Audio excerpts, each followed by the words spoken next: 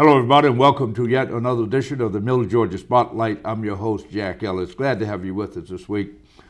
We want to thank our sponsors, Caduceus Medicine, Low Key Chiropractor, and J. Franklin Automotive for helping make this possible. And we always thank our good friends here at WMUB, Mercer University, Channel 38. This week in the Spotlight is a man who is no stranger to people in Middle Georgia. If you've been here more than a day or two, it's Floyd Griffin. He's a retired colonel from the United States Army, served in Vietnam, flew helicopters there, got out of the Army, came back home, and didn't skip a beat. Became a state senator, one of the first African-American senators from his region. Later, ran for lieutenant governor, and later served as the first and only, to this date, African-American mayor of Milledgeville, Georgia. Floyd Griffin, welcome to the Spotlight. Thank you very much, my friend. Well, good to see you. Good to see you, Jack. Let's say, first of all, happy holidays. We're in the middle of the holiday season. Thank you. And same to you and your family. Well, thanks. It's an honor to speak with you. And so much, as the audience can attest to, the litany of hats that you have worn, so we don't know where to start when we want to interview a man like you. And I failed to mention that you're also an author, that you have not only written a book, but you've published a book and in the process of writing another book. We'll get into that. But let's just take from the political spectrum, is that what about your military service drove you to want to be into politics once you got out of the military? Well, throughout it started back when I was in school at Tuskegee, because I was involved in the civil rights movement during that time, and involved on the campus in leadership positions and management positions. And Tuskegee University, not just Tuskegee, but Tuskegee University, or at that time, Tuskegee Institute. Yes. Okay, and then after I got in the military and started moving through the military, I knew that one day I was going to retire, and I felt at that time that I wanted to get involved in politics to try to help change the culture, the direction of the community. And when I decided to retire and move back to Milledgeville, see, I never dreamed of moving back to Milledgeville. Which is your hometown. It was my hometown.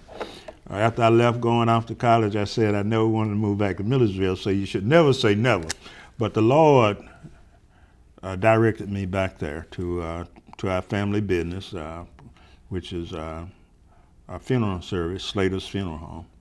And when I decided to retire, I wanted to make sure that I purchased a home in the city, so I would have an option to run for office in the city or in the county. Now, in purchasing that home, I was a little politically naive because, never been involved in politics and etc. So where I purchased my home was in a majority white district. So that meant that if I wanted to run for office, I had to run in a majority white environment. And so throughout my political career, every time I ran for office, whether it was a local office, a state office, and obviously running for lieutenant governor, that is a majority white environment. Sure. And but that should make no difference to a colonel in the Army. You've had to work and lead men and women from every. Well, we understand that what's on the condition on the ground, but in your mind, that probably didn't register on you because you've been. You're absolutely correct, Mayor. It didn't register on me. Now, like I said, I was a little naive. In the extent I knew that I could win that first election running for the Senate against a white incumbent, because I did my homework, strategic planning and having a purpose, and then laying out the lay of the land. But what I didn't, and I say I was a little naive, being a majority white district or environment really didn't register to me until everything after I had won. I did not know until it was in the newspaper that I had won. I was the first African American in modern times to win a legislative seat in rural Georgia, not just a Senate seat, a legislative seat, House or Senate seat. So that's when I started getting my rude awakening from the standpoint of politics. Well, you know, we're going to get into your book, and those of who I've read your book, and the name of the book, let's put it right up here so the viewers will see it. And the Colonel is very proud of his uniform there, and he should be. And the name of the book is Legacy to Legend: Winners Make It Happen. And on the back of it, you'll see that picture of he and former President Barack Obama, and which he worked in that campaign. But if we dissect this book, if people want to know about Floyd Griffin, the man, the leader, the helicopter pilot in Vietnam, the father, the husband, what were you trying to convey in this book to the public, for especially young people or older people who would read it? What one thing you would want them to come away, legacy to legend? What are you trying to say? Is that we all must leave a legacy, or this about your legacy? Well, really what I'm trying to say is that we all will leave a legacy.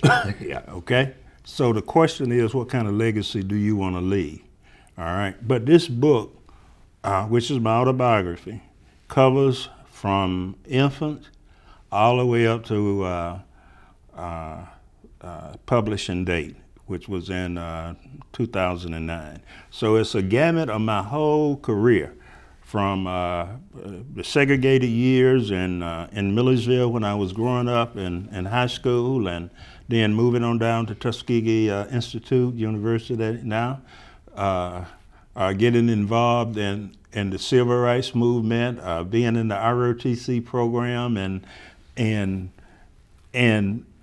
in ROTC and in the civil rights movement and marching and doing the things we had to do. I always had to have in the back of my mind that, boy, I can't afford to get arrested and go to jail, because it could have an impact on me being commissioned a second lieutenant and go in as an officer. That's one of the things that I wanted to do, okay? And from there, in the military and laying out my career at that time, going in as an engineer officer, and also deciding I wanted to go to helicopter school and going on off to helicopter school. And what the book Helicopter pilot training, right?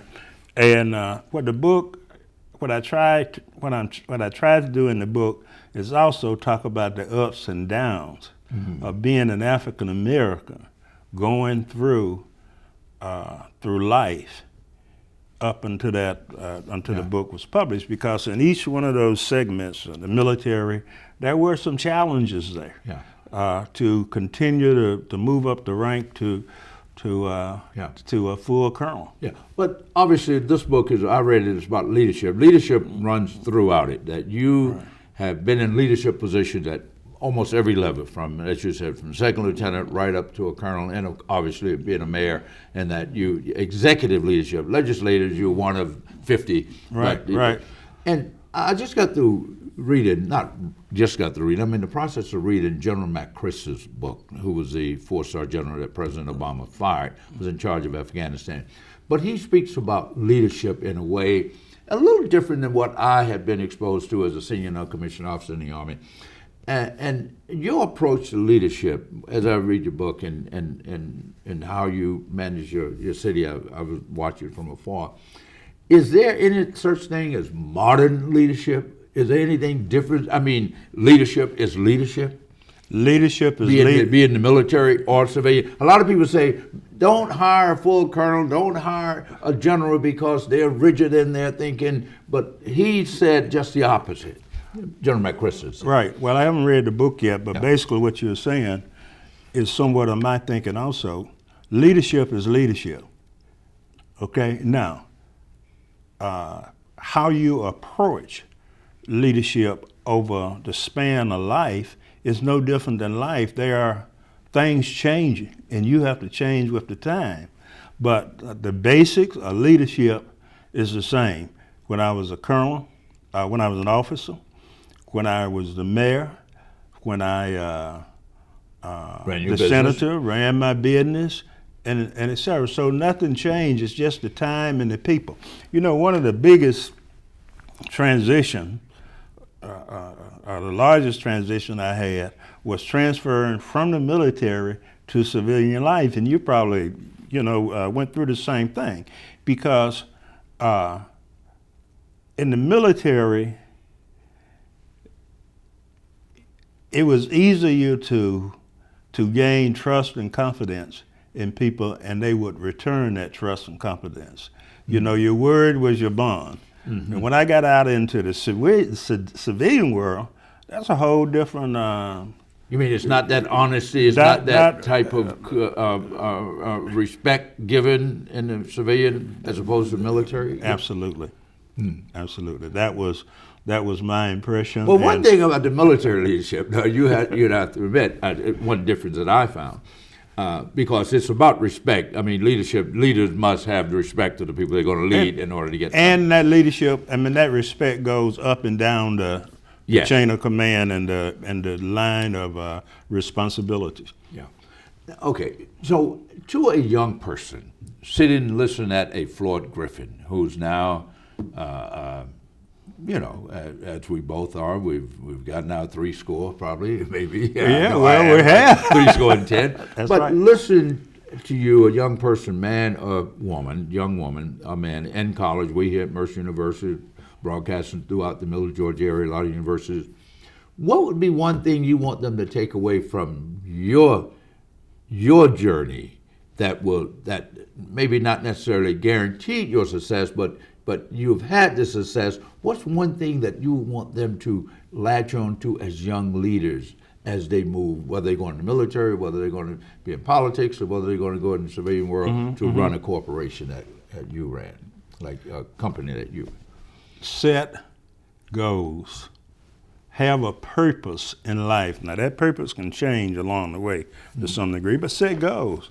And then go out and achieve those goals. Be a winner. So you have to lay out a direction in how you want to get to that level. And also, you need to find some mentors, okay?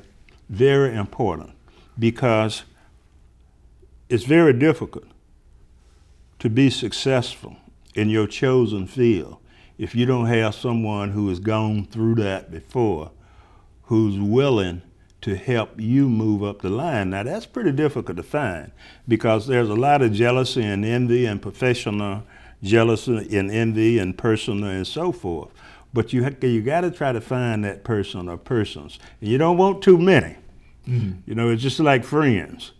Okay? You don't need too many friends, because all those people aren't your friends. You have to find those individuals who are interested in you becoming successful in your chosen field or whatever purpose you're working on. Yeah, we hear a lot about the millennials now. We talk about the millennium and leadership, and want to get more young people involved in politics. For instance, in this last election, I think a lot of young people won Congress position from throughout the country. Would you encourage young people, having walked in those shoes, both in the halls of the State House and in City Hall, and worked in different campaigns, would you encourage young people to serve through politics, or just serve, period? Or would you recommend people get involved in the electoral process? I think they should serve, period.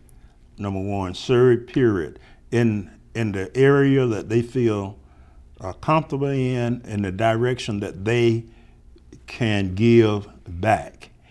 That can be in the Peace Corps. I'm not sure if it's still called the Peace Corps now, but it is. And they can serve in their community in various volunteer roles. They can serve in politics, but we definitely need to have more young people, and especially African Americans, involved in the political arena and get started early on, where they can get to understand the political process and all of the ins and outs that's being involved with politics. And they should serve we need some in the military also. Yeah. Where they can move up the ranks. When you and I were in the military, and we've talked about this before,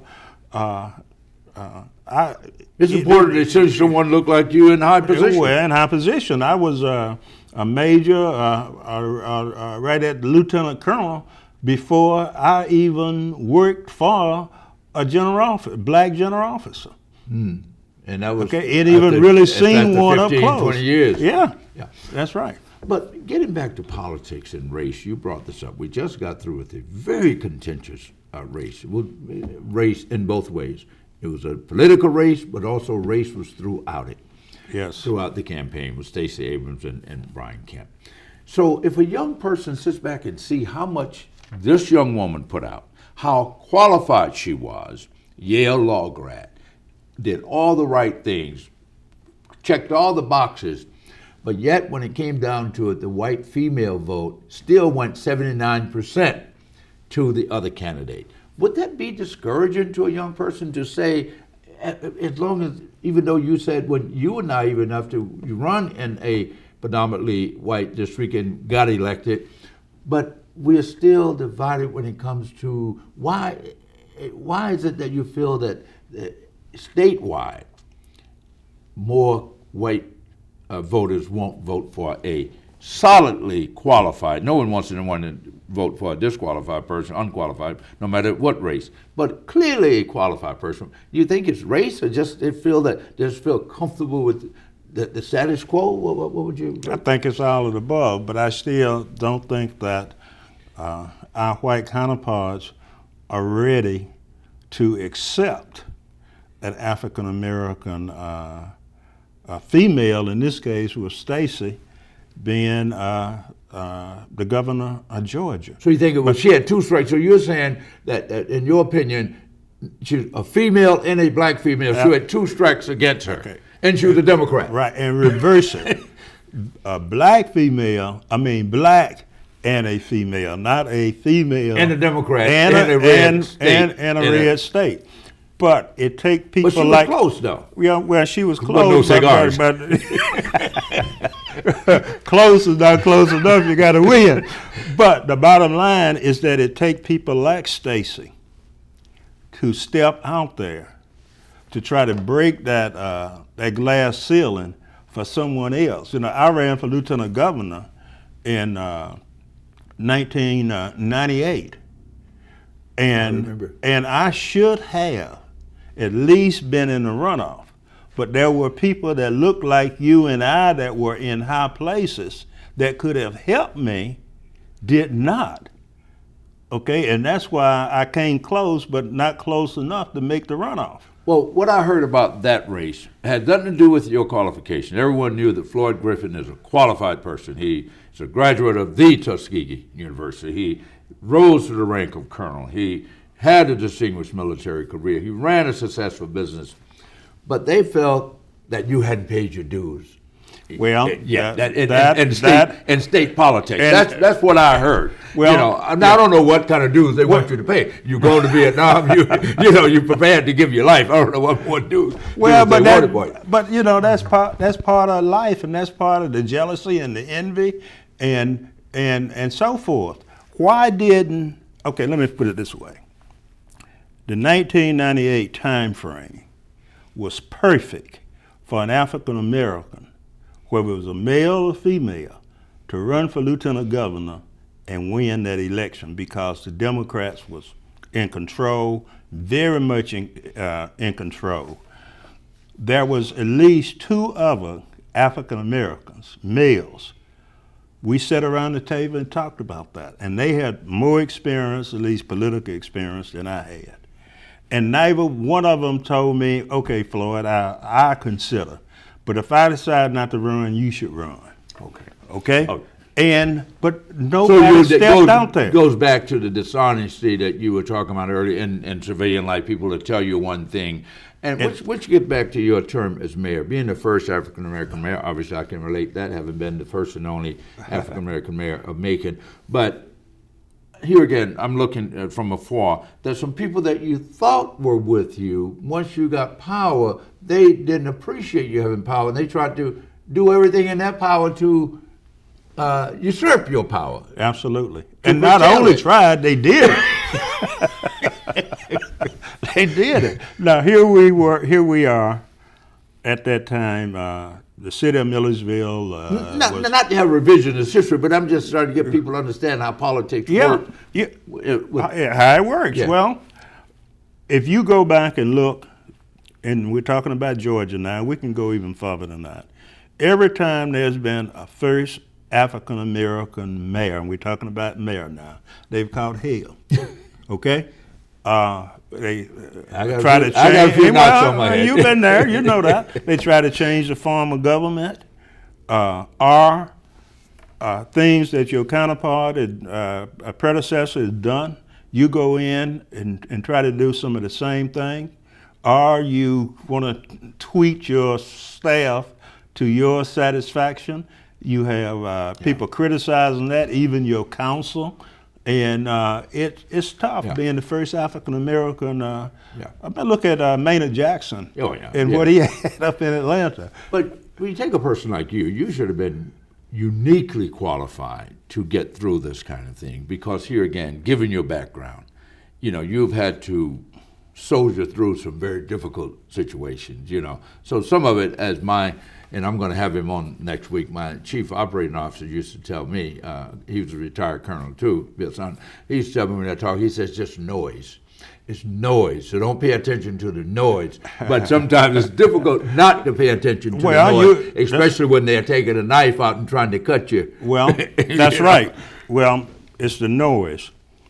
But at the same time, it doesn't take too many people to turn around how individuals perceive you.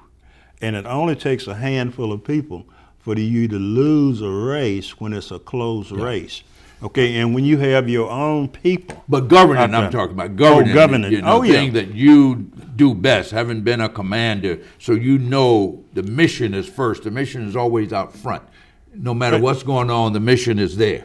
Well, a lot of it have to do with your predecessor and what type of administration he or she ran. If they ran one of these kind of hip pocket type of operations, and you come in and try to put some stability to it and something that makes sense and et cetera. Put that military shine on it, if you will. Yeah. But let's move away from the mayor's race, because obviously people will read the book and you tell it, and it's good to tell your own story.